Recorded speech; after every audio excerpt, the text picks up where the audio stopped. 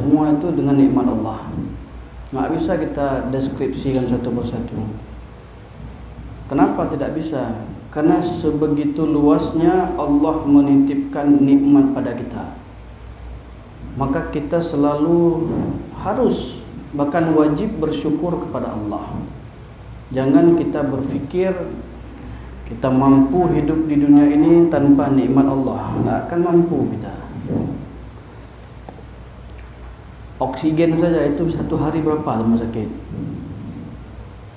Padumpeng oksigen tiurong tak bugah warto lebih tiurong manti bulan badung kape ka badung 6 juta karena juta lebih menyutanya hanjit le benafah. Jadi nikmat yang Allah berikan pada kita itu bukan main-main. Bukan hanya sekedar di lisan kita katakan, oh kami bersyukur kepada Allah. Bukan, enggak cukup dengan lisan. Kita etikatkan dalam hati kita bahwa kita tak akan mampu hidup tanpa nikmat Allah. Enggak mampu kita. Bahkan kita balas saja pun enggak mampu. Oh ya Allah, saya enggak perlu nikmat Engkau. Saya bisa hidup, bisa bernafas pakai oksigen. Nah, bernafas pakai oksigen. Sampai kapan kita mampu? Sampai kapan kita sanggup? Tak akan sanggup. Karena sebegitu luasnya nikmat yang Allah berikan pada kita, sehingga tidak bisa digantikan ataupun diseimbangkan, disandingkan dengan nikmat-nikmat yang ada pada diri kita. Nggak bisa. Nikmat-nikmat yang mungkin bisa kita raih sendiri hanyut. Karena memang semuanya itu telah diatur oleh Allah. Hari ini kita begini, besok kita begitu, besok begana, besok begini. Sudah diatur sama Allah. Sudah tercatat rapi di Lauhul Mahfuz. Maka kita selalu sentiasa bersyukur. Penceramah setiap hari ngomong, mari bersyukur, mari bersyukur. Itu bukan kalimat main-main jemaah. Itu memang kalimat yang benar-benar harus kita tanamkan dalam diri kita, bahwasanya syukur itu adalah perkara yang paling penting dalam hidup. Syukur merupakan perkara yang amat penting, yang tidak bisa dikalahkan dengan yang lain. Kalau kita tak syukur, berarti kita nanti jadi hamba yang kufur. Nah, marilah sama-sama kita bersyukur kepada Allah. Tanamkan dalam hati, ya Allah, masih bersyukur saya bersyukur ya Allah, hari ini saya masih hidup. Banyak kawan-kawan saya yang udah nggak ada meninggal. Banyak teman-teman yang udah mati, yang udah pulang ke rahmatullah.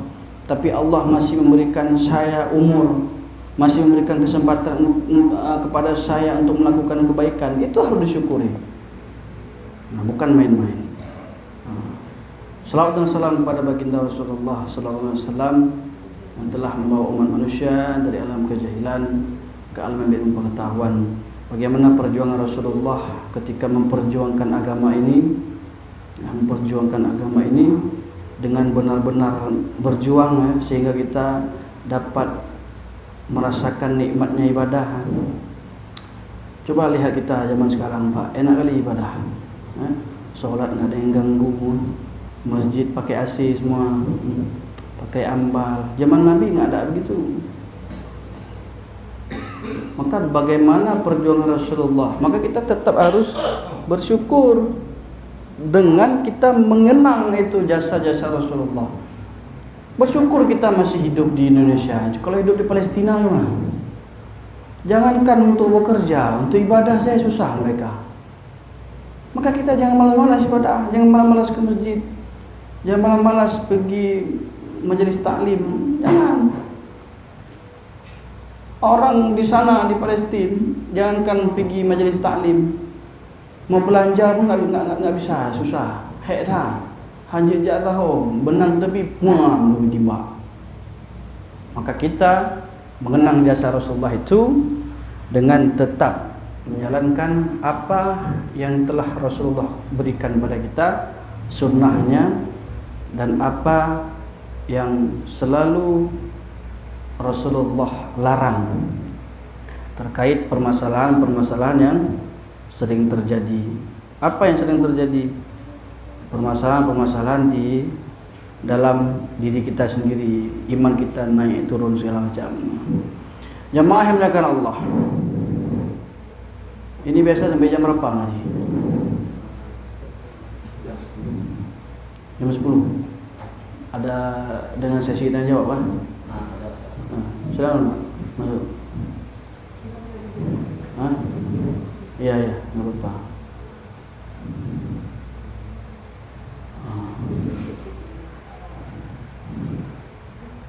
Ibu-ibu kenapa di luar duduk? Nggak masuk dalam? Ya, nggak apa-apa. Dengar suaranya. Dengar. Nah, jamaah yang dimuliakan Allah, pada malam ini saya mengangkat tema tekad dan takdir. Tekad dan takdir. Apa itu tekad? Tekad itu merupakan cita-cita. Tekad itu merupakan cita-cita yang telah Allah berikan pada kita, yang kita berharap cita-cita kita itu akan Allah kabulkan, yang kita harap usaha kita itu akan Allah kabulkan, akan Allah kehendaki. Lalu apa hubungannya dengan takdir? Apa korelasi antara tekad dan takdir? Nah, di sini banyak menjadi permasalahan yang terjadi, sehingga banyaklah kelompok-kelompok yang salah mereka dalam memahami takdir, sehingga lahirlah ajaran-ajaran pada masa-masa dulu imam-imam kita. Ada namanya aliran Mu'tazilah, ada namanya aliran Jabariyah, ada namanya aliran Qadariyah, ada nama aliran Murji'ah, ada namanya aliran Asy'ariyah, itu kita atau Asy'ariyah. Ada namanya aliran Maturidiyah, itu kita. Karena beberapa kelompok tersebut ada yang salah dalam memahami takdir Allah. Lalu apakah hubungan antara tekad dan takdir? Saya angkat tema itu karena itu tema yang sangat luar biasa yang harus kita kaji. Jamaah yang dimuliakan Allah,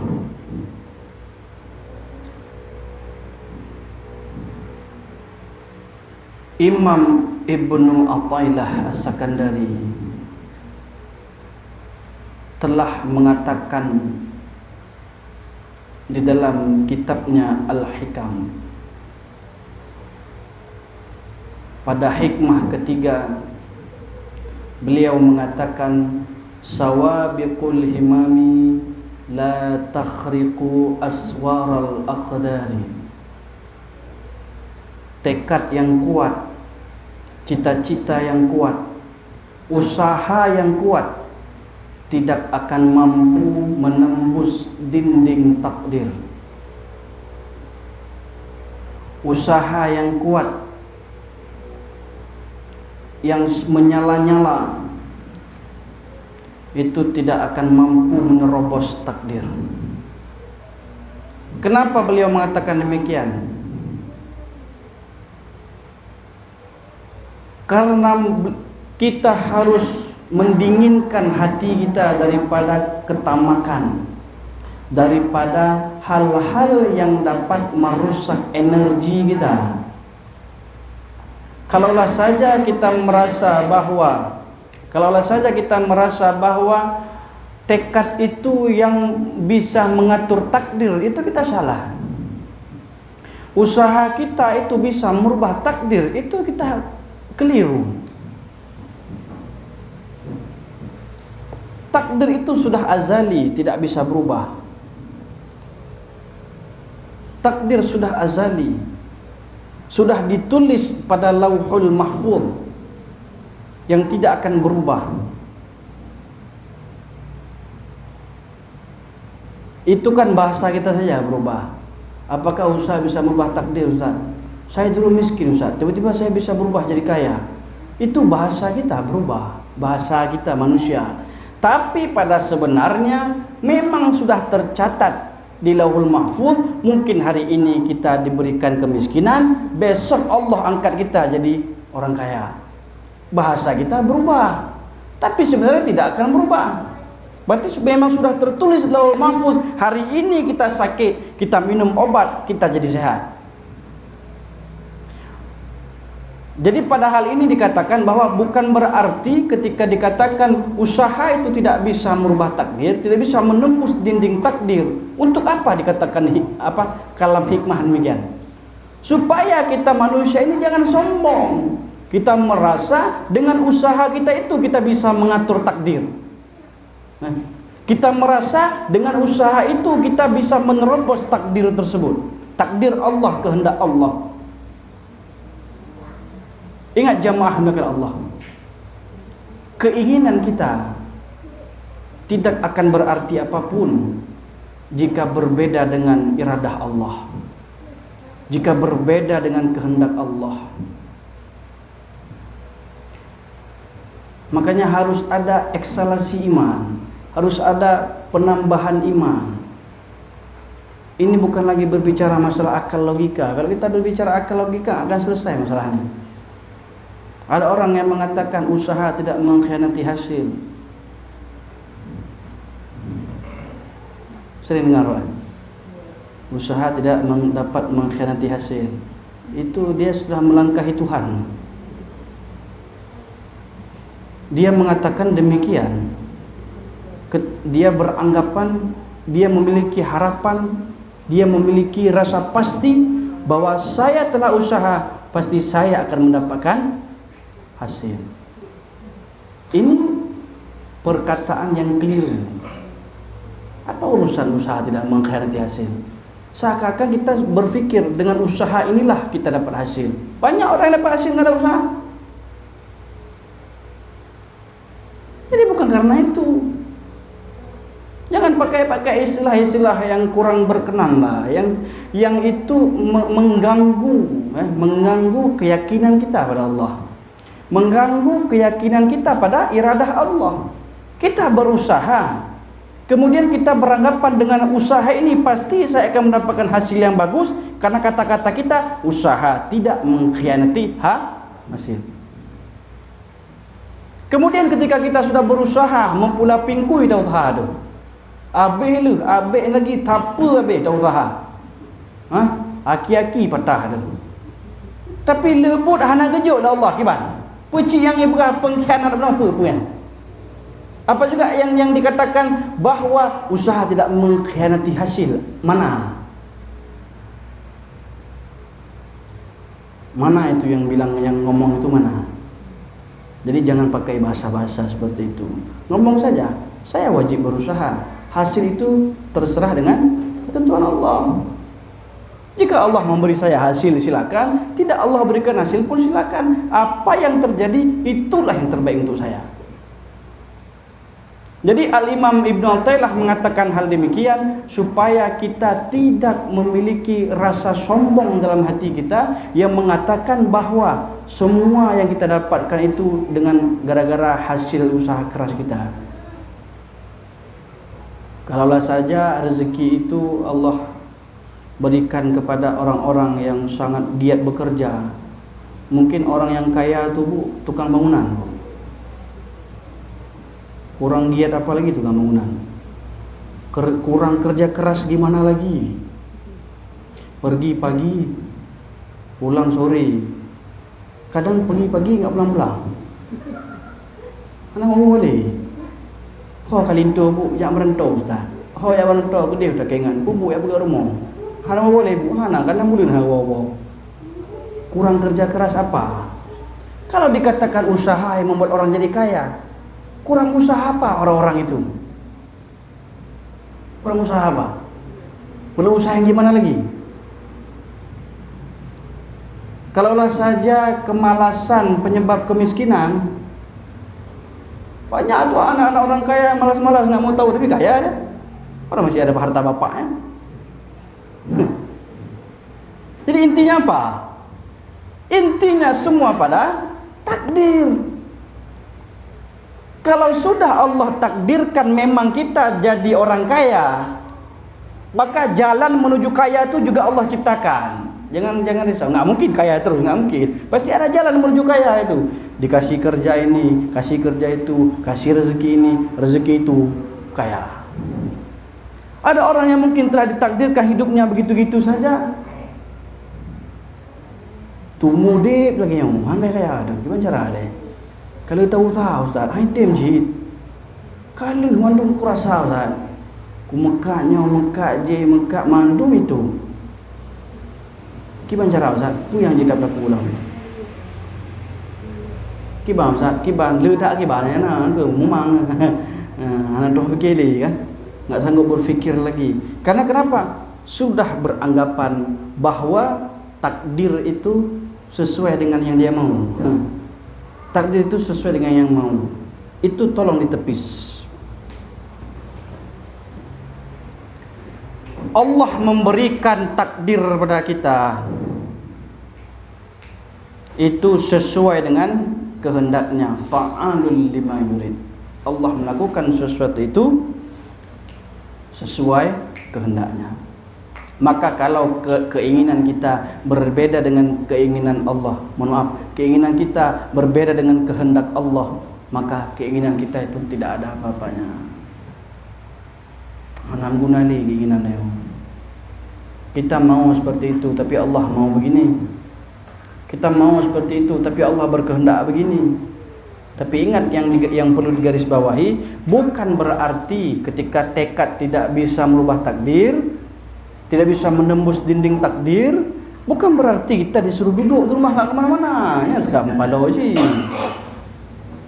Yang kakak sih yang lagi yang dia pegah halai dengan kualui pun usaha hanya mubah tak dia kakak Ustaz kamu duduk di rumah. Anak pelai kerja dia Ustaz. Hek kerja kaya tanci dia kan. Jadi kan lagi anja maksudnya. Maksudnya apa? Itulah yang seperti saya katakan tadi, supaya menepis kesombongan-kesombongan kita. Persepsi kita tentang takdir, persepsi kita tentang tekad, tentang usaha. Orang sufi menyebutnya dengan himmah. Tekadnya yang luar biasa, cita-citanya yang luar biasa. Itu tidak akan bisa merubah takdir, tidak akan bisa menembus dinding takdir jika memang bukan takdirnya. Jika memang Allah tidak berkehendak padanya, enggak. Begitupun sebaliknya, sekeras apapun kita menolak, sekeras apapun kita enggak mau, tapi memang itu kehendak Allah untuk kita. Tapi memang itu kehendak Allah untuk keluarga kita misalnya. Tapi memang itu takdir yang Allah berikan pada kita, maka itu pasti terjadi. Ilo nangon orang ya tes PNS. Pungo tak ke PNS ni. Kok ji budek ke cara lewat PNS tu. Ya leh mata bohnya. Nangon dirotu, ya leh sana je. Sana ya leh. Terotu pungu ale ti puro ijak ba teknos ijak ba politeknik Utaraja ale ho ya pakai les offline sudah 5 kali 6 kali masih gagal-gagal tak bisa jadi PNS. Nangon tak tu ada kawan satu lagi dia sekali ikut tes PNS enggak sungguh-sungguh kayak mana kali biasa-biasa saja hana ikut les taputan kan lewat. Itu bukti apa? Bukti memang sudah takdir dia seperti itu. Allah kehendaki. Yang satu lagi mempula pingkui je usaha menyekan memang bak kehendak Allah, tidak akan bisa. Makanya keinginan kita ketika berbeda dengan kehendak Allah enggak ada apa-apanya. Hanjut. Dumpu dah berah hanjut. Hanjut. Jangan memaksa, ya Allah lenhonyo. Tapi kita paksa juga Allah harus mengikuti kemauan kita, tidak bisa. Tugas kita hanya berusaha, berikhtiar. Ya Allah, saya telah mengusahakan ini ya Allah. Jika memang sesuatu ini baik untuk saya Allah, maka jadikan, maka berikan. Jika sesuatu ini tak baik untuk saya Allah, tolong jauhkan Allah. Jangan kau buat diri saya ini hidup dalam kedilemaan, hidup dalam kegelisahan, kegundahan. Ya Allah, berikan petunjuk pada saya, itu yang benar. Jangan seakan-akan kita ini menentang iradah Allah. Allah sudah berkehendak begini, maka kita harus taat pada Allah, harus mengikuti kehendak itu. Apapun yang terjadi, itulah takdir, itulah qadar. Apapun yang berlangsung sedang terjadi, itulah qadar. Yang telah ditetapkan Allah untuk masa depan, itulah qada. Maka kita harus beriman kepada qada dan qadar. Allah sudah mengatur masa depan kita bagaimana, besok dia begini, besok begini. Itu qada, ketetapan Allah. Dan itu bersifat azali. Ketika berlangsungnya terjadi secara langsung, hari ini kita besok begini, itulah qadar. Maka jangan sampai kita salah dalam memahami qada dan qadar. Banyak orang yang salah memahami qada dan qadar sehingga ia terjatuh ke dalam kefasikan. Banyak orang yang salah memahami qada dan qadar sehingga dia jatuh ke dalam kesesatan. Maka jamaah maka Allah tolong dicerna dengan baik bahwa segala sesuatu yang telah Allah gariskan kepada hambanya, meskipun itu membuat diri kita merasa kecewa, meskipun diri itu membuat kita merasa sedih, gelisah, tak karuan, membuat hati kita hancur, tak ada lagi harapan, percayalah bahwa itu memang yang terbaik yang Allah berikan pada kita. Itu memang menjadi kehendak Allah, meskipun kita terima dengan air mata. Begitupun sebaliknya, sesuatu yang memang Allah berikan pada kita, sesuatu yang Allah berikan pada kita padahal kita tak sungguh-sungguh untuk mendapatkannya, tidak sungguh-sungguh kita untuk mencarinya, tapi Allah mengirimkan pada kita, meskipun hati kita menolak, itu tetap menjadi punya kita, itu tetap menjadi milik kita, itu tetap menjadi rezeki kita, meskipun dalam hati kecil kita menolak. Saya tak perlu ini, saya tak perlu itu, saya enggak mau ini, saya enggak mau itu, tapi itu memang sudah untuk kita, maka itu tidak akan pernah bergeser kepada orang lain. Begitupun kalau kita mengharapkan sesuatu yang itu bukan untuk kita, maka tak akan pernah datang kepada kita. Ya mudah-mudahan. Itu saja yang kita pikirkan, itu saja yang kita tanamkan dalam diri kita, supaya tidak ada terjadi kejanggalan-kejanggalan. Jadi banyak sekali terjadi pemahaman-pemahaman yang salah. Apalagi zaman sekarang ini, zaman perang akidah. Kelompok-kelompok yang suka mengkafirkan orang, kelompok-kelompok yang suka membid'ahkan amalan orang lain. Semua salah, dia sendiri yang benar. Hadisnya seperti kunci Inggris, satu untuk semua. Apa hadisnya? Kullu bid'atin dolalah. Setiap bid'ah itu sesat. Wa kullu dolalati finnar. Setiap sesat itu masuk neraka. Itu cuma satu hadisnya, tapi semua dia pakai. Sampai-sampai ada kita membuat maulid kan, membuat pengajian. Hanapi apa gaknya Nabi hana riyu bah. Memang kan kempalo kan dia. Hanapi apa gaknya Nabi hana riyu buat maulid. Nabi hana riyu buat je. Nabi hana riyu buat je. Nabi hana riyu buat je. Jadi harus kita cermati. Ada perkara memang Nabi tidak melakukan dan Nabi tidak melarang. Contoh apa? Ketika pada masa itu ada sebuah cerita. Ketika Nabi dan para sahabat pergi ke negeri seberang, kemudian ketika dijamu oleh makanan, dijamu oleh tamu dengan makanan-makanan ya, misalnya pemulia jame. Menyatanya ini nak kuah peli, nak kuah belangong, nasi rebus, nanyo, naje, na muling, na lumba, na. Tapi menjadi Arab kan kah, na muling Arab, nak kuah belangong jadi Arab. Makanan-makanan Arab lah. Dikasih, dibuat apa, dijamulah Rasulullah beserta sahabat oleh yang punya rumah. Di situ ada sebuah makanan, yang makanan itu sebuah hewan yang di padang pasir yang bernama dhab. Dhab itu biawak. Kan biawak lagi neo. Biawak padang pasir makanya tumbuh-tumbuhan. Menyo biawak danyo bajai-bajai goi baju. Lumpu yang naik baju ini. Beda. Biawak padang pasir dengan biawak di Berawe beda.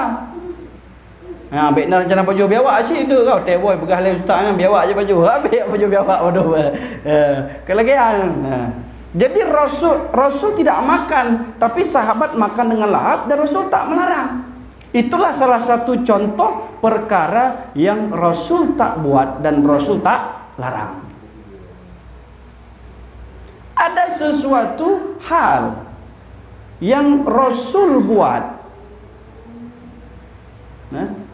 dan Rasul melarang kita buat. Apa contohnya?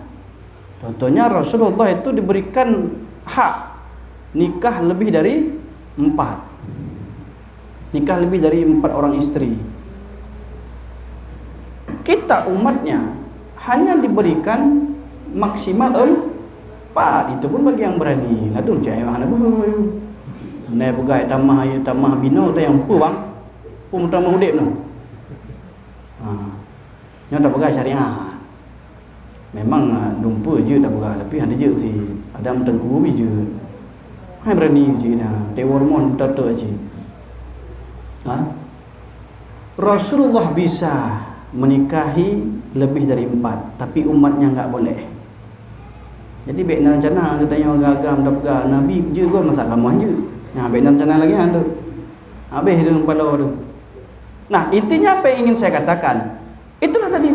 Ada perkara yang Rasul enggak buat dan Rasul tak melarang, ada perkara yang Rasul buat tapi umatnya enggak boleh, kita dilarang buat. Seperti maulid, memang Rasul tak buat, tapi Rasul tak pernah larang. Tak pernah ada dalil. Jangan kita anggapan bahwa dalil itu hanya Al-Quran dan hadis, Al-Quran dan sunnah. Itu salah satu dalil, tapi banyak ada dalil yang lain. Itulah yang menjadi permasalahan umat sekarang. Susah, hebat ni. Baca-baca tak salah gop, tak kegegopnya, tak kegegop je kan. Ada lagi rasa persatuan. Padahal dikatakan dalam ayat apa? Wa'tasimu bihablillahi jami'an wa la tafarraqu, dan berpegang teguhlah kalian terhadap tali-tali Allah. Wa la tafarraqu, jangan kau bercerai-berai. Kita tanya jenuh hana le tanya bersatu jenuh.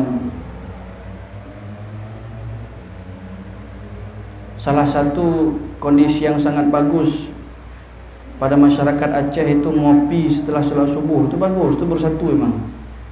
Galak tak dong kalian. Bersatu di warung-warung kopi mana aja itu semuanya kaum sarungan. Siap solat subuh pergi ke warung kopi. Bagus ajangnya silaturahim. Tapi hati-hati. Kita sudah datang ke masjid solat qabliyah subuh, solat sunat fajar, dapat pahala luar biasa. Solat subuh berjamaah, dapat pahala luar biasa. Baca zikir lagi, subhanallah, alhamdulillah, wa la ilaha illallah, wallahu akbar. Baca zikir, baca ratib, la ilaha illallah, la ilaha illallah.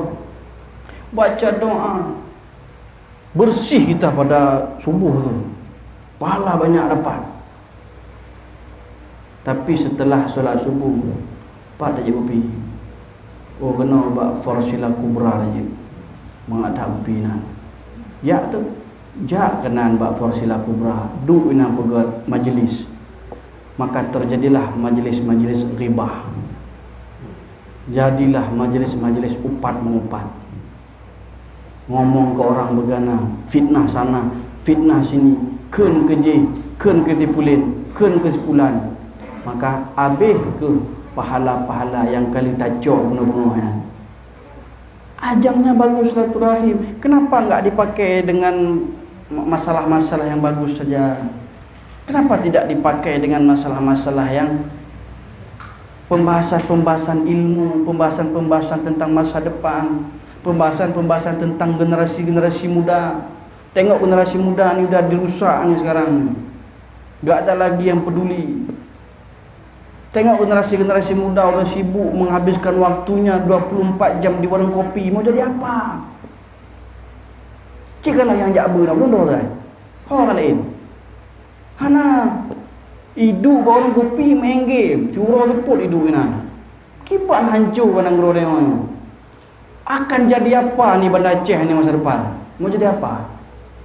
Kemana anak muda semua? Yang jadi muazzin di masjid kakek-kakek semua bu. Pak, yang jadi imam di masjid orang tua semua. Anak-anak muda entah mana saya tak tahu. Harusnya kita takut. Kita harusnya takut meninggalkan generasi yang lemah. Itu pesan Rasulullah. Seharusnya kita takut meninggalkan generasi yang lemah. Bukan lemah fisik, bukan. Tapi lemah imannya, rusak moralnya. Tidak ada tata kerama, tidak ada akhlakul karimah, tidak ada. Duduk warung kopi 24 jam, main game, tenang aja. Coba lihat. Nyamak api tak apa ya? Ipeh meja puang, bida-bida datang muda. Talu main game, abeh tenang ama, tenang ayah, hai mandu tenang. Nyan ke yang menjadi persoalan. Sampai di manakah tekad kita? Sampai di manakah cita-cita kita itu untuk bisa menjadikan diri kita orang yang bertakwa? Kenapa kita sibuk berhimmah? Kenapa kita sibuk bercita-cita? Saya pengen jadi orang yang kaya, yang banyak uang, bisa pergi kemana-mana. Tapi kenapa kita tak punya tekad? Saya harus menjadi orang yang bertakwa. Dengan sebenar takwa, la'allakum tattaqun, dengan sebenar-benar takwa. Haqqa tuqatih. Dengan sebenar-benar takwa. Kenapa kita tidak berhimmah, bertekad, saya ingin menjadi orang yang dermawan, yang bisa memberi kepada banyak orang, yang bisa menjadi manfaat untuk semua orang. Khairun nas anfa'uhum linnas. Sebaik-baik manusia yang bermanfaat bagi orang lain. Untuk apa kita hidup kalau enggak punya manfaat? Kasih manfaat untuk orang. Meskipun sedikit manfaat yang kita berikan, tidak banyak. Saya enggak punya harta Ustaz. Bantu dengan tenaga, enggak mesti harta. Saya enggak punya tenaga Ustaz. Bantu dengan senyuman. Senyuman juga sedekah. Saya tak punya senyuman Ustaz. Nya berarti kakak ibu nah. Hana senyum deh. Harta dan tenaga han senyum pitannya purangan. Maka semua yang kita berikan itu yang menjadi manfaat untuk kita, itulah yang akan kita bawa mati. Ingat 3 perkara yang kita bawa mati. Yang lain putus semua. Terputuslah amal anak Adam ketika ia mati, kecuali 3. Sedekah jariah. Kasih sedekah sama orang. Jangan pelit, seakan-akan sudah sedekah habis uang kita. Kasih sedekah sama orang. Orang-orang yang membutuhkan, terutama keluarga kita dulu. Jangan sampai dermawan sama orang, keluarga berantakan. Jangan sampai. Ini banyak juga yang begini. Ngawurung tager, wah, ya benda roh ke dalam mama. Pormo hayo peng. Nya anje si. Ba urang kon le hayu. Anu nunta lantong na mu peng jajah hayu. Anje si lagi ya. Tidak boleh seperti itu. Kita jaga keluarga kita dulu. Bantu mereka-mereka yang membutuhkan. Jangan kita peram uang kita itu. Kasih sedekah jariah yang memang jariah. Bantu masjid, bantu pondok-pondok pesantren, bantu pelajar-pelajar yatim yang sedang belajar. Sedekah yang paling afdol adalah memberi sedekah kepada thalabul ilmi, kepada orang yang sedang menuntut ilmu agama. Itu yang paling afdol. Jangan kasih sedekah sama orang yang tukang sabu.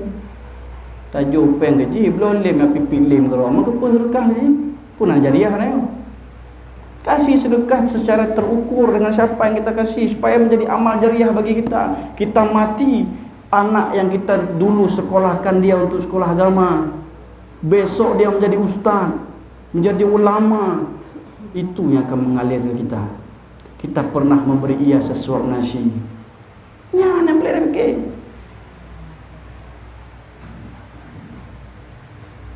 Anak-anak yang soleh yang kedua, yang bisa memberikan amal untuk kita nanti di akhirat, yang bisa memberikan mengalirnya pahala kita di akhirat, anak-anak soleh. Elu anak elu hanya kebu ustaz, peka hanya kebu sih. Tak pegah A, B dia.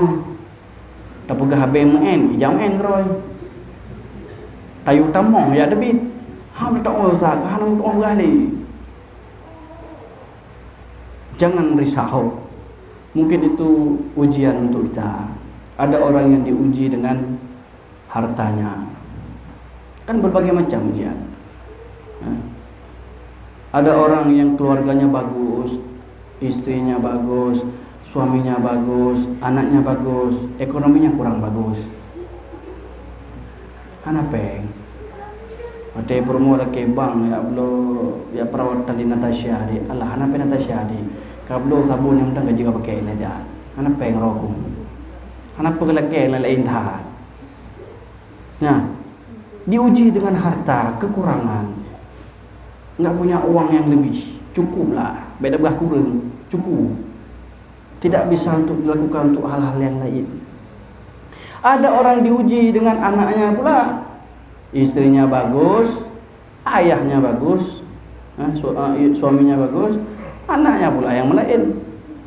Enggak mau dengar, tidak patuh, suka balap-balap, merusak keluarga semacam, banyak. Itu ujian, itu tantangan. Ada orang yang suaminya bagus, istrinya bagus, anaknya bagus, mertuanya pula gak bagus.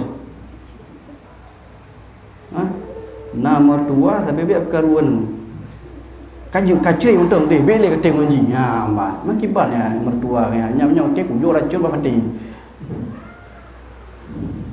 ampun lagi itu apa seperti itu.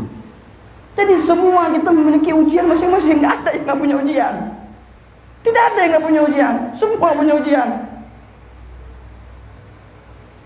Ada yang anaknya soleh, suaminya soleh, istrinya pula bermasalah. Nah, gimana nah? Nah, istrinya lupa tukang curi uang suami. Seorang jamaah bertanya, saya bingung Ustaz. Setelah saya cuci baju, selalu hilang uang saya. Sudah saya cari-cari yang curian saya apa dapat Ustaz? Memang pas lagi cuci baju hilang? Iya. Pas nyuci baju selalu hilang Ustaz. Pergilah ke dukun suaminya. Jak dukun nya orang agak jahe bacu ah. Nyo jak dukun dek hang kemah di tiuro ada peng. Jak ada dukun luang promo. Rumah dukun. Jak gelembak iye. Tengok di air putih ya. Siapa yang curi uang suami uang saya rupa dukun. Tiap hari saya cuci baju selalu hilang. Kalau itu ini bukan orang jauh ni. Ini orang terdekat yang curi uang. Nah, dikasih tanda-tanda. Bagaimana tandanya Pak Dukun? Oh, orangnya agak hitam, rambutnya keriting, badannya gemuk. Dijawab mas suaminya, ini kayak seperti ciri-ciri istri saya Pak Dukun. Ya memang bini kau lah yang ambil. Memang istri kau yang ambil itu. Ya. Tantangan juga. Suami soleh, anak soleh, istri pula yang bermasalah. Ada juga yang lebih dari itu. Istri soleh luar biasa, anak soleh luar biasa, suami yang bermasalah banyak. Suami tukang main game, tukang main chip, istrinya capek cari uang, itu sehingga terjadilah perceraian. Tantangan semua. Ada satu keluarga hancur. Suami hanapah, istri hanapah, anu habis tak boleh. Jadi semua orang, semua manusia di dalam muka bumi ini tidak ada yang terlepas daripada ujian. Semua punya ujian masing-masing. Yang kita tengok orang mengada gawanya, mengada udik tak jai peng. Kita itulah suka mengukur-ngukur nikmat orang. Kapan kita akan bahagia? Orang yang bahagia itu adalah orang-orang yang tak sibuk dengan nikmat orang lain. Orang yang bahagia itu adalah mereka-mereka yang sibuk mengukur nikmat orang. Jadi siapa yang bahagia? Mereka-mereka yang bahagia adalah mereka-mereka yang sibuk mensyukuri nikmat yang ada pada dirinya, walaupun nikmat itu ia anggap kecil. Itu orang bahagia. Kalau sibuk mengukur-ngukur nikmat orang, jangan harap bahagia ya maaf. Anu bahagia dia. Titi uro tak sedar tak tahu. Naga belum moto sakit jantung tu umma ke belum moto. Hana te belum moto ka enmek le belum. Kamu teke jatuh. Kah? Ha? Hana te boleh ka belum rumah, ke belum rumah tak je pengon, tu pengi cuma. Sibuk mengukur nikmat orang, kapan kita bahagia? Coba tengok nikmat yang Allah berikan pada kita itu yang kita anggap kecil, tapi itulah nikmat yang Allah berikan pada kita. Coba lihat. Coba mentafakuri nikmat yang ada pada diri kita, pada keluarga kita. Jangan sibuk tafakur pada nikmat orang, enggak akan bahagia. Mana badohana bahagia. Unduru ila man asfala minkum. Tengoklah mereka-mereka yang ada di bawah.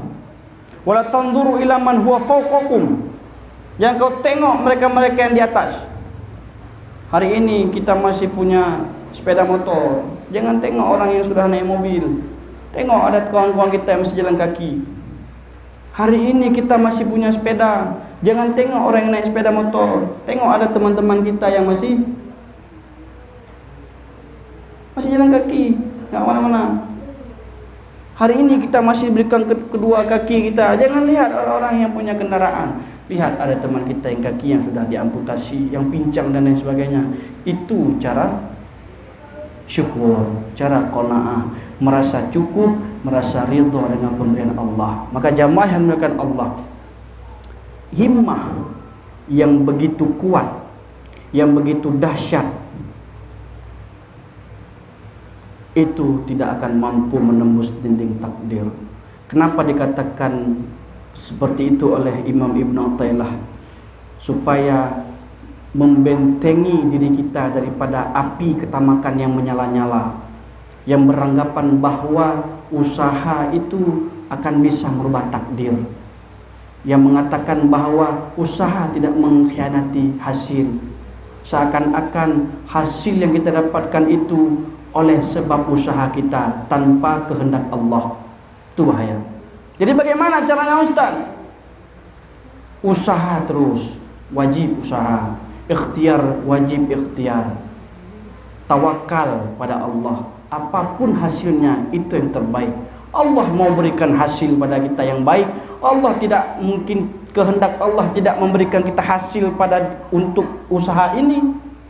Tidak mengapa. Kenapa? Pasti Allah punya jalan sendiri untuk kita. Jadi jangan ada lagi kata-kata seakan-akan kalau sudah usaha pasti akan saya dapat. Hana perlu berhadayan.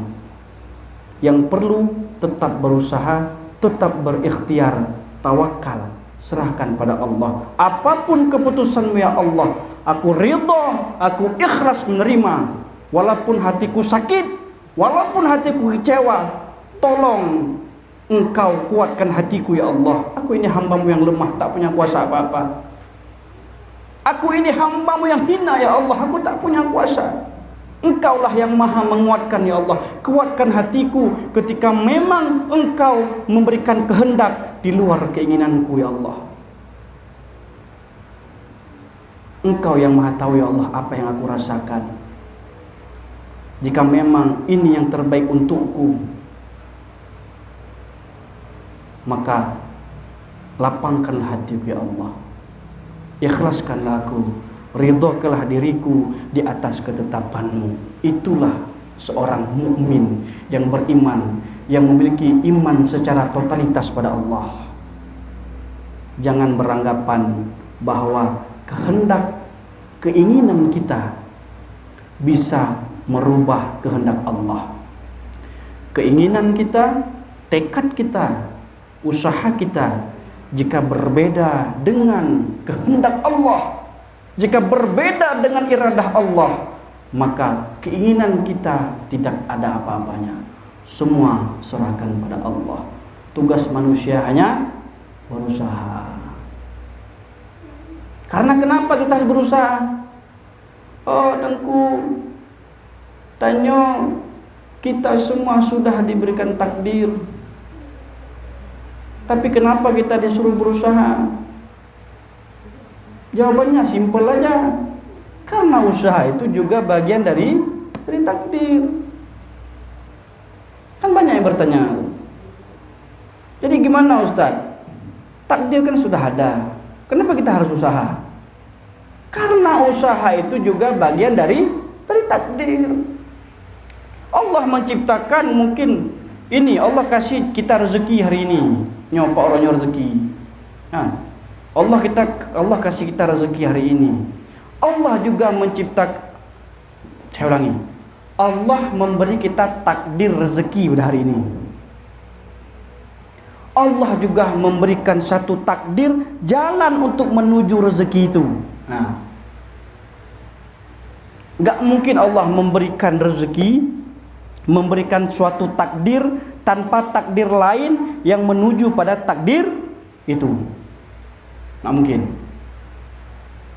Makanya kenapa kita harus berusaha?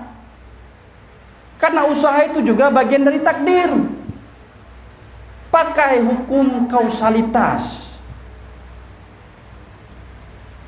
Kalau kita sakit, minum obat. Itu ikhtiar kita. Walaupun Allah yang maha menyembuhkan, minum obat. Ya Allah, dengan obat ini maka sembuhkanlah aku. Kalau kita lapar, makan. Kenyang itu bukan urusan kita lagi. Ya Allah, aku sudah makan, ya Allah. Kenyang itu urusan Allah. Jadi benar rencana. Menyuka tegedi kenyang Ustaz, apa yang baju hubu? Nyampe lagi anjir. Pajan ro dia nyampe baju hubu. Nyo tegedi sehat Ustaz, sehat ayo. Hanya boleh dah obat. Anjir lagi yang. Pakai hukum kausalitas sebab akibat. Walaupun semua sudah tertulis, tapi semua itu harus ada ikhtiar kita. Sebab akibat, pakai hukum alam. Allah memberikan takdir kita sakit. Allah juga memberikan takdir kita minum obat ketika kita sakit. Itu takdir. Allah juga memberikan takdir kita sembuh dengan sebab obat itu ataupun tidak. Allah memberikan kita lapar, dan Allah memberikan takdir kita makan, sehingga terjadilah takdir lain setelah makan kita kenyang. Semua itu adalah pembahasan tentang iradah Allah. Allah sudah berkehendak, maka tiada satupun makhluk yang dapat menghentikan. Maka jamaah bangga Allah, intinya yang ingin saya sampaikan pada hari ini, jangan salah dalam memahami takdir, jangan salah dalam memahami qada dan qadar, karena banyak di antara kita yang salah memahami sehingga kita terjerat pada kemurtadan, sehingga kita terjerat pada kefasikan. Jaga iman kita dengan cara belajar ilmu agama. Lain hana cara ja betul. Datangi majlis-majlis taklim, datangi guru-guru kita, belajar ilmu tauhid, belajar ilmu fikih, belajar ilmu tasawuf, belajar. Itu wajib fardu ain hukumnya. Kalau kita meninggalkan belajar ilmu agama, maka kita telah masuk ke dalam fasik. Orang-orang yang fasik. Siapa orang-orang yang fasik? Orang yang tidak diterima kesaksiannya. Maka jamaah yang dimuliakan Allah, semoga Allah merahmati kita. Semoga Allah tetap menjaga diri kita daripada hal-hal yang tidak baik, dan semoga kita selalu dalam penjagaan Allah. Semoga kita tetap berada pada jalan kebaikan. Fastabiqul khairat, berlomba-lombalah dalam kebaikan. Mungkin ini saja yang dapat saya sampaikan. Lebih dan kurang saya mohon maaf. Jika ada yang ingin bertanya, saya persilakan.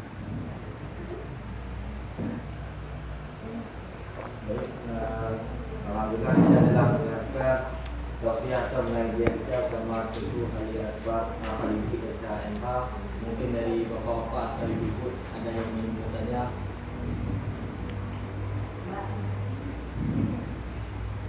Ada yang bertanya? Ini kalau nggak tanya ada dua kemungkinan. Alhamdulillah. Waalaikumsalam warahmatullahi wabarakatuh. Ya.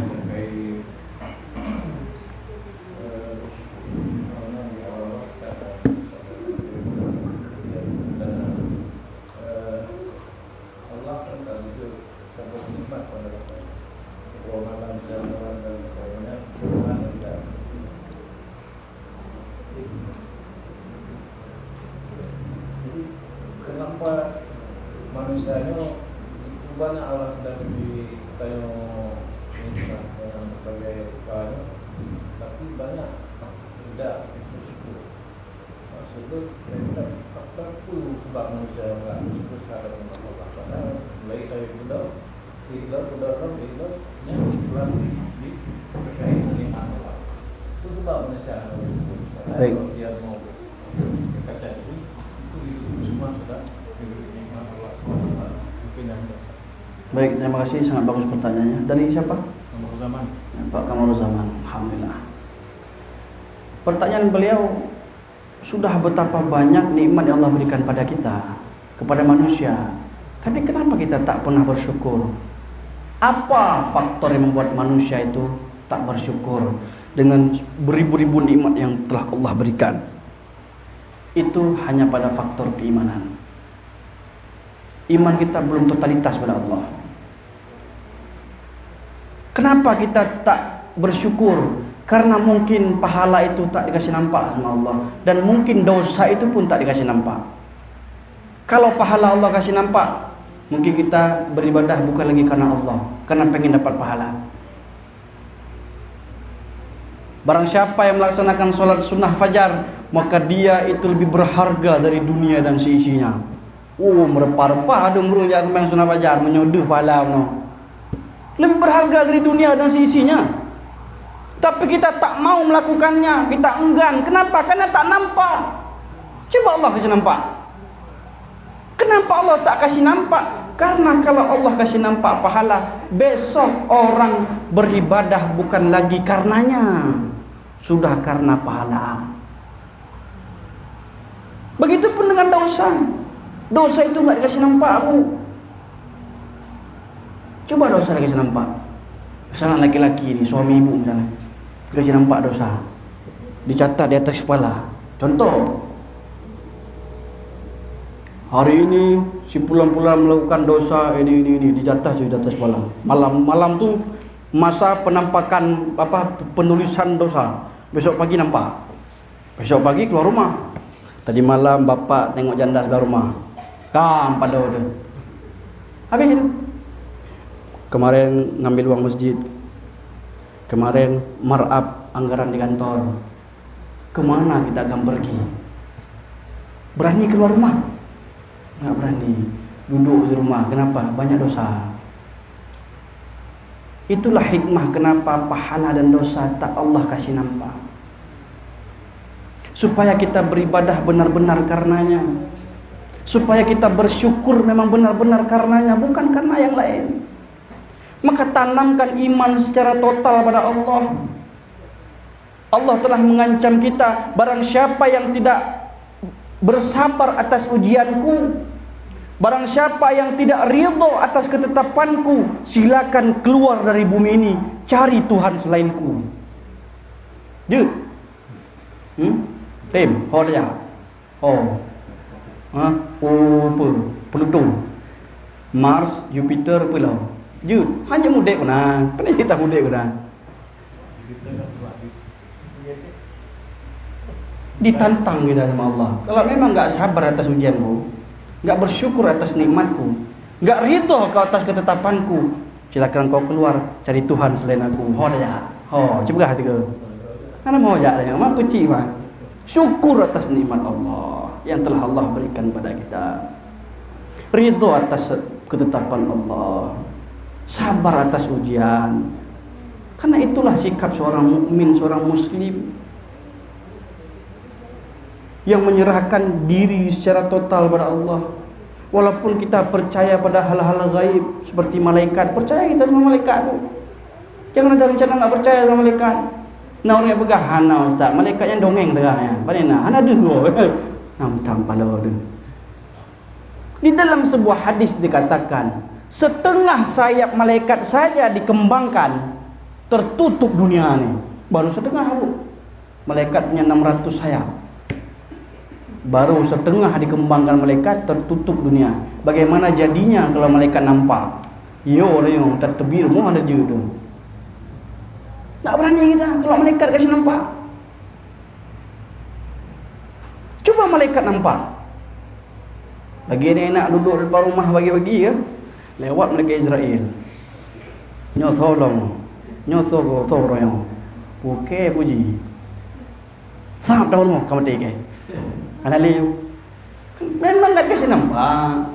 Semua yang gaib-gaib yang kita percaya itu enggak dikasih nampak. Itulah letak iman. Kalau kepada itu saja kita bisa beriman, kenapa tidak bisa bersyukur dengan nikmat Allah berikan?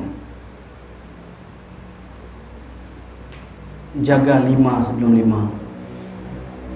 5. Muda sebelum tua. Kaya sebelum miskin. Sehat sebelum sakit. Lapang sebelum sempit. Kenapa? Kita kalau masih punya nikmat itu kita enggak sadar, Bu. Kalau masih nikmat itu ada dalam diri kita, kita enggak sadar. Kapan kita sadar? Ketika nikmat itu hilang. Ketika nikmat itu Allah cabut, baru bersyukur kita. Baru sadar, ya Allah, ternyata kalau ada nikmat enak sangat, ya Allah. Contoh kita sekarang masih punya mata ni. Tiba-tiba Allah cabut nikmat mata kita, kayak mana? Buta anda tepu ni. Baru sadar, ya Allah, ternyata hartaku yang berlimpah itu enggak ada guna, ya Allah, kalau aku tak bisa melihat. Oh, dah ada bapeng dah yang site, mete, badung, watuh deliun. Oh, dah nak buang mata buta. Oh, dah ya. Tajak Australia Ustaz, kepo sana, dah sepul. Tajak ke Amerika, jah je, tapu tanda, matah ada. Apa guna harta kita? Ketika kita sehat, enggak kita bersyukur. Pas sakit baru sadar. Ya Allah, ternyata Engkau berikan nikmat aku sihat dulu, aku enggak mau ibadah padamu ya Allah. Sekarang aku sakit baru aku sadar. Uangku banyak ya Allah, tapi aku makan tempe, tahu dan toge saja. Enggak bisa makan lain. Makan je hanje tapu dan je peng Kepa je.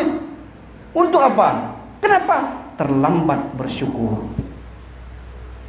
Maka kuncinya apa? Tanamkan iman dalam diri kita. Karena nikmat yang Allah berikan pada kita itu harus kita syukuri dan harus kita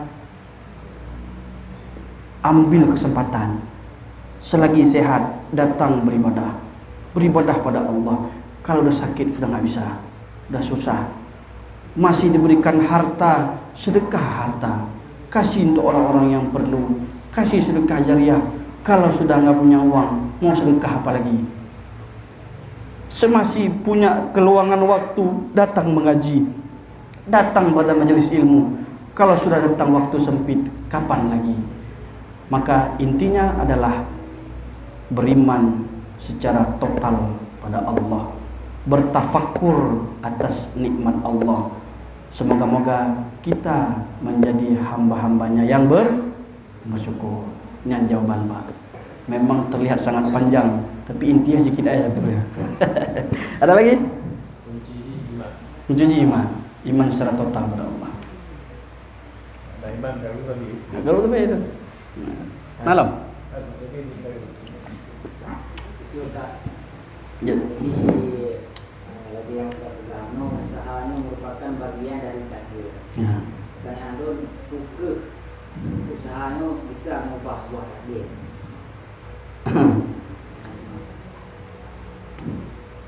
Apakah usaha bisa merubah takdir?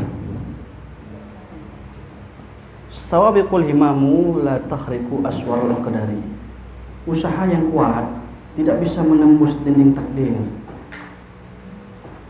Jika usaha kita berbeda dengan kehendak Allah, maka tidak akan bisa.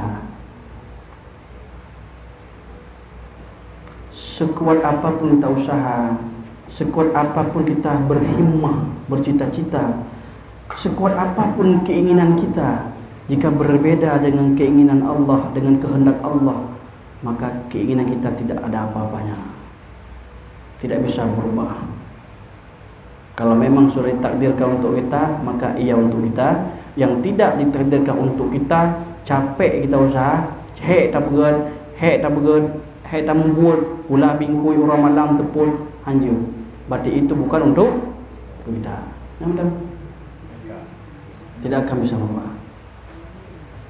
Jadi serahkan sama Allah. Ya Allah, saya sudah berusaha. Masalah hasil, jika baik saya bersyukur, saya terima.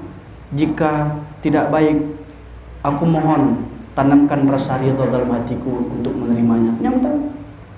Itu saya. Lain beragama.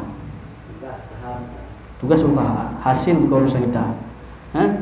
Jangan ikut anak-anak tren-tren ke ule sampai abgah dulu. Ada dengan lebih pupu ya abgah. Anak-anak sampai abgah. Usaha tidak mengkhianati hasil. Tang-tang menangkali usaha nasi juga. Nyom mana mengatakan uronyo terkejar tinggal empeng. Mengayu nasi. Tidak semua ada hasil. Hasilnya ada, tapi kalau orang ngomong begitu, dia pasti berpikir hasilnya baik, ya kan? Kata-kata itu berkonotasi apa? Positif kan? Usaha tidak mengkhianati hasil. Pasti dia dalam pikir, pasti kalau usaha pasti hasilnya bagus kan? Padahal tidak, ada hasil baik, ada hasil buruk. Ada hasil sesuai dengan keinginan kita, ada hasil di luar keinginan kita. Apapun hasilnya, itulah kehendak Allah. Dah itu ya. Nggak boleh diganggu-ganggu. Nah, kembali pada iman lagi. Kayak dibilang sama Ustaz Diri, orang kaya mati, orang miskin mati semua. Apa yang dia? Lu mati dia. Iman itu adalah lebih berharga dari apapun, dari harta, dari dunia dan seisinya. Ada lagi? Ya, satu lagi. Ibu ini nggak ada tanya. Ada dua kemungkinan bolong tanya. Yang satu kemungkinan pertama udah paham, yang kedua emang nggak tahu. Ini yang mana nih? Nah, satu lagi, belajar dulu, nggak apa. Ya.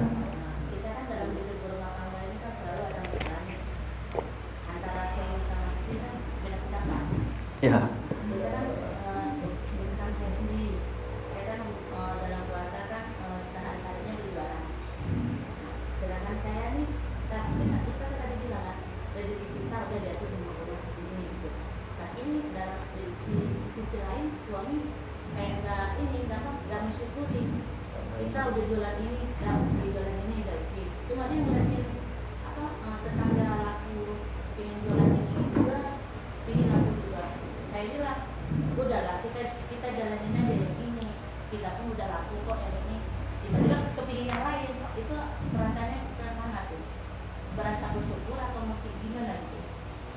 Siapanya tuh? Suami. Sedangkan saya sendiri udah lah, istilahnya kita udah di ini. Suami orang kan ya? Nambah lagi, kita ada capek. Iya. Kita udah dikasih itu, masih ada. Kita rezeki aja udah di ini, udah Allah yang ngatur. Rezeki Allah udah yang ngatur, udah segitu aja kita nggak lagi. Kan nggak ada yang marah orang yang jualan kayak gitu bilangnya. Itu masih berasa bersyukur atau masih sakit kaki mati? Jadi seolah-olah kitanya sebagai istri ini udah ngebantu, masih kurang aja kayak gitu. Ya. Luar biasa pertanyaan. Ya maksud sholatnya juga rajin, ngaji juga iya. Cuma masalah nafkah pun juga bilang kita kurang juga. Baik. Jadi sebagai istri bagaimana ngambil sikapnya gitu? Bapak nggak ada ikut ngaji? Nggak pernah. Jadi kita tidak sejalan. Oh. Kalau saya pengajian kesan pergi dulu aja. Tapi izin pun juga. tapi diizinkan kan? Diizinkan. Mau diizinkan orang-orang yang kayak gitu kan sendiri-sendiri aja. Saya tetap sendiri gitu. Memang kalau masalah berbeda pendapat, bukan madhab beda pendapat. Rumah tangga pun punya pendapat. Beda pendapat. Ya. Kalau rumah tangga tuh biasanya beda pendapatan.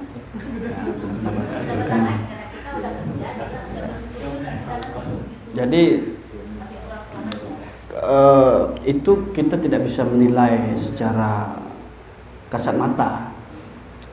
Kita tidak tahu apa yang ada dalam hati seseorang. Apakah dia itu memang bersifat untuk serakah, ataupun dia memang hanya ingin berusaha lebih lagi, ya? Itu kita tak tahu. Ya semoga saja tidak ada rasa serakah, hanya berasa ingin, ya Allah, ini saya mungkin masih kurang. Kalau saya tambahkan boleh usaha. Kalau seperti itu tidak mengapa. Yang jangan sudah ada rasa nggak cukup nih, merasa berontak dalam hati, nggak terima. Itu baru masalah. Tapi kalau hanya merasa sepertinya setelah saya hitung nih agak kurang, saya mau lebih lagi mungkin untuk bisa untuk hal kebaikan. Contohnya bisa sedekah, bisa ini, bisa itu, mau menambah dengan usaha-usaha yang lain, itu tidak masalah. Yang masalah itu kalau hatinya berontak, dia merasa kurang dengan pemberian Allah, saya harus ini, walaupun sana jualan saya nggak urusan, saya mau jualan juga. Itu jadi masalah. Dan yang ingin saya katakan tadi kurang itu saya terima, bisa terima tadi. Nah itu, jadi kita nggak bisa menilai secara langsung apakah serakah atau enggak, tapi ibu melihat saja indikasi-indikasinya. Ibu lihat efeknya apa, apakah memang beliau ingin lagi untuk lebih tanpa merasa kurang maksudnya. Tapi kalau merasa kurang terus sama pemberi Allah itu nggak bersyukur, selalu merasa kurang, nggak pernah ini kita harus ini, padahal udah banyak loh, dan yang ada pun mungkin nggak habis gitu. Nah, itu baru tidak bersyukur. Itu saja yang indikasi-indikasi mungkin ibu lebih paham. Tugas ibu sebagai seorang istri hanya bisa menasihati. Ingat Bu, wanita wajibnya menata, bukan mengatur. Ngatur nggak boleh wanita. Sama juga seperti kita sholat, bangunin suami sholat subuh. Bang, dah azan nih, bangun. Ngamuk lah dia. Apa kau tanya? Sama macam tamu kalau datang ke rumah kita, tamu datang, kasih minum. Mau minum orang. Mana mau minum, pulang tamu. Ya. Jadi menata itu beda tipis. Jadi cara bangunin suami kan gampang aja dah. Lagi tidur udah jam 5:30, bang bangun subuh. Pegang kakinya. Nggak terasa dah Ustaz. Takut aku kena sepak. Jangan di depan kakinya, di sepak pecah rahang. Samping lah, pegang kakinya dulu. Nggak bangun juga Ustaz, naik sedikit lagi ke atas. Nggak bangun juga Ustaz, naik sedikit lagi ke atas. Nggak bangun juga Ustaz. Nah, bisikan di telinganya, marah buka, bisikan. Baru bangun dia tuh. Nah, siapa Tuhanmu? Baru bangun, udah apa kau, udah gila kau ya. Jadi kita pun sebagai istri nggak boleh juga kita marah-marah, nggak boleh juga kita begini, karena apapun cerita, ar-rijalu qawwamuna 'alan nisa dalam hadis. Laki-laki itu tetap pemimpin bagi para wanita. Meskipun suami kita salah, nggak apa-apa salah. Yang penting kita tetap ta'zim pada dia. Jangan ikut apa yang dia buat. Walaupun ada ceramah ustaz mengatakan barang siapa yang tidur dengan suami yang tak solat sama seperti tidur dengan babi misalnya. Walaupun babi, peluk terus babi itu gak apa-apa. Walaupun itu babi, cuci baju babi itu gak apa-apa. Walaupun itu babi, kasih aja makan babi itu gak apa-apa. Itu kan walaupun, bukan suaminya babi, bukan. Ini kalau ada ustaz-ustaz yang bilang barang siapa yang tidur dengan orang sholat seperti tidur dengan babi, tidur aja apa? Ikhlas ridha, yang jangan ikut kezaliman suami, jangan. Biarkan dia, tugas kita mengingatkan, kita tetap ta'zim pada dia, kita tetap melayani dia. Tidak boleh kita gara-gara itu durhaka pada suami. Itu ya.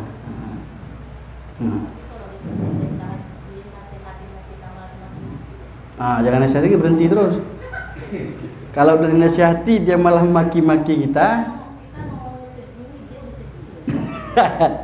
Ya, itu kalau sudah seperti itu, ya mungkin ya cara yang paling bagus adalah diam.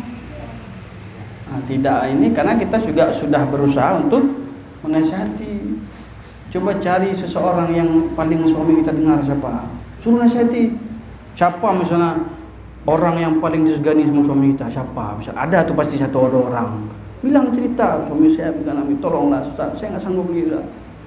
Bilang. Kalau kita diam, dia malah diam juga. Nah, jadilah hening cipta.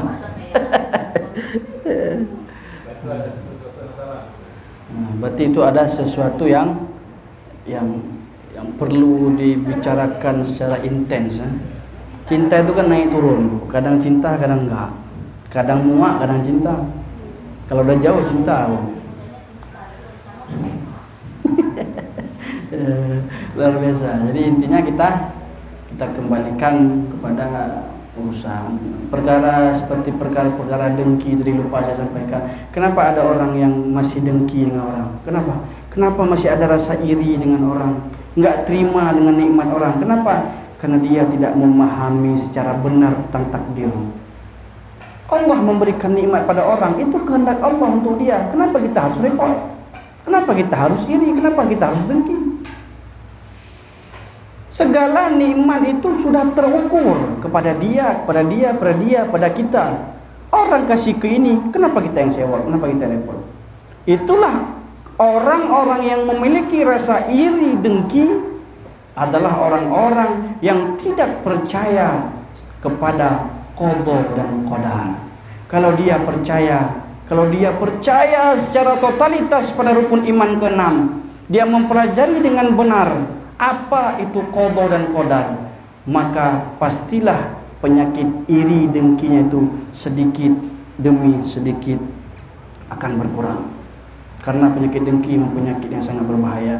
Jangankan orang awam, orang berilmu sekalipun, ulama sekalipun bisa terkena penyakit-penyakit iri dengki ini. Apalagi kita yang orang biasa. Tingkat orang berilmu saja bisa, apalagi kita biasa. Makanya supaya menghindari perkara-perkara seperti itu, berimanlah secara totalitas kepada Allah dan Rasul. Percaya bahwa segala sesuatu yang Allah berikan itu memang atas kehendaknya, bukan atas kehendak kita. Mungkin ini saja yang dapat saya sampaikan. Lebih dan kurang saya mohon maaf. Apabila ada kata-kata yang salah, mohon diperbanyak maaf. Yang benar hanya datang dari Allah, yang salah datangnya dari saya selaku manusia biasa. Kita baca doa sedikit. A'udzubillahi minasyaitonirrajim. Bismillahirrahmanirrahim. Alhamdulillahirabbil alamin, hamdan yuwafi ni'amahu wa yukafi'u mazidah. Ya Rabbana lakal hamdu lakal syukru kama yanbaghi li jalali wajhikal karim wa 'azimi sultanik. Allahumma salli wa sallim wa barik ala sayyidina Muhammadin wa ala alihi wa sahbihi ajma'in. Allahumma ahsin aqibatana fil umuri kulliha wa ajirna min khizyi dunya wa 'adzabil akhirah. Allahumma inna nas'aluka ridhaka wal jannah wa na'udzubika min sakhatika wan nar. Allahumma bi barakati majlisina hadha an tuhassila maqasidana wa an tuyassir umurana wa an tuballigh kull hajatina. Allahumma ya qadi al hajat iqdi hawaijana wa hawaijahum bi rahmatika ya arhamar rahimin. Rabbana atina fid dunya hasanah wa fil akhirati hasanah wa qina adzabannar. Walhamdulillahirabbil alamin.